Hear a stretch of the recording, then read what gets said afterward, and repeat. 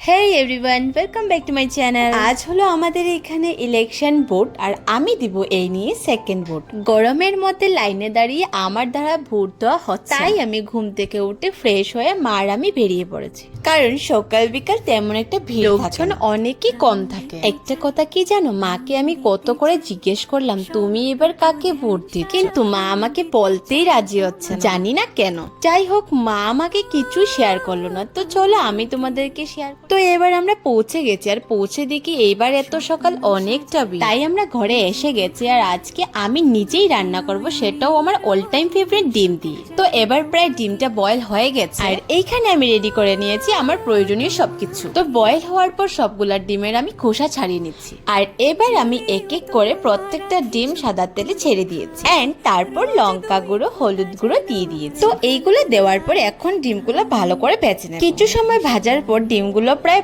Brown brown colour এসে গেছে। এবার সব ডিমগুলো একটা বাটিতে উঠিয়ে নিয়ে তারপর সাদা তেলে দুটো গোটা লঙ্কা, তেজপাতা, অল্প জিরা আর দারচিনি, লবঙ্গ, এলাচি দিয়েছি। অল্প খানিকটা নাড়ানোর পর তারপর ছেড়ে দিলাম ছোট করে কাটা পেঁয়াজ। পেঁয়াজগুলো একটু কালার চেঞ্জ হয়ে ভাজা ভাজা হওয়ার পর তারপর ছেড়ে দিলাম আদা বাটা। কিছুটা নাড়াচাড়া করার পর তারপর দিয়ে দিলাম হলুদ গুঁড়ো, লঙ্কা গুঁড়ো আর নুন।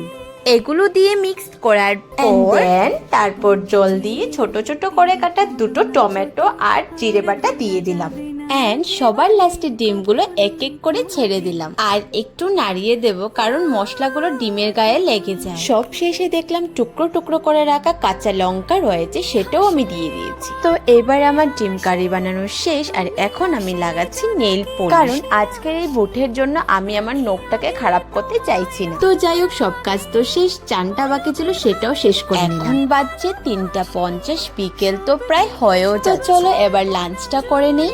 আর আজকের লাঞ্চে হলো ডিম কারি এন্ড ফ্রাইড রাইস, যেটা আমি একদম নিজের হাতেই বানিয়েছি। তো খাওয়া দাওয়া শেষ, এবার আমরা রেডি হয়ে বেরিয়ে যাচ্ছি। আমরা বলতে কে কে জানো, আমি টি আর এখন আমরা যাব ভোট দিতে। দুপুর বলবো না বিকেল বুঝতেই পারছি না, 4টা বেজে গেছে, তাও রৌদ্র মামার তেজ এখনো কমছেই না। আমাদের এখানে রাস্তা দেখো একদম সুনসান। ভোট দেওয়ার এরিয়াটা পড়েছে তেমন একটা দূর নয়, হাঁটতে হাঁটতে এসেও পড়েছি।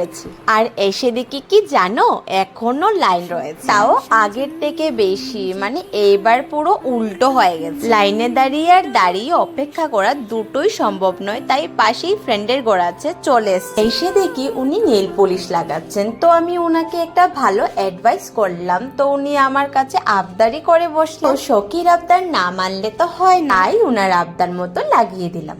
যাই হোক, আমরা সবাই বেরোয়েছি ভোট দেওয়ার জন্য। আশা করছি এইবারটা লাস্ট বারের মতো, কারণ আমি এই নিয়ে যাচ্ছি 3বারের মতো, মানে তিনবার। যাই হোক, তোমরা তো দেখতেই পাচ্ছ লাইন এখনো আছে, আর আমি যে কোচ নাম্বারে দিয়েছি সেখানে তেমন বেশি লোকজন ছিল, তাই বেশি অপেক্ষা করতে লাগে। এত সময় অপেক্ষা করার পর ফাইনালি আমার টানা ফিঙ্গারপ্রিন্ট গুলা দিয়ে এবার হলো আমার ভোট দেওয়ার পালা, আর আমি দিচ্ছি ওয়ান এন্ড অনলি বিজেপি কে ভোট। তোমরা সবাই কমেন্ট করে জানিও কাকে ভোট দিয়ে। আমার ভোট দেওয়া কমপ্লিট, আর ও দেখো এখনো লাইনে দাঁড়িয়ে আছে।